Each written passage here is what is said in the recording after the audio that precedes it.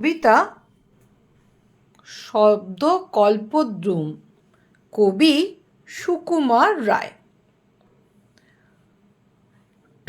ঠাস ঠাস দুমদাম, শুনে লাগে খটকা। ফুল ফোটে তাই বলো, আমি ভাবি পটকা। সাঁই সাঁই পন পন, ভয়ে কান বন্ধ। ওই বুঝি ছুটে যায় সে ফুলের গন্ধ। হুড়মুড় ধূপধাপ, ও কি শুনি ভাইরে, দেখছো না হিম পড়ে, যেও না কো বাইরে।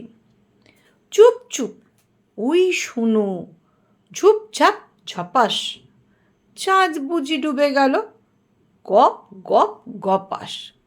খ্যাস খ্যাস খ্যাঁচ খ্যাঁচ, রাত কাটে ওই রে, দুর্দার চুরমার, ঘুম ভাঙে কই রে।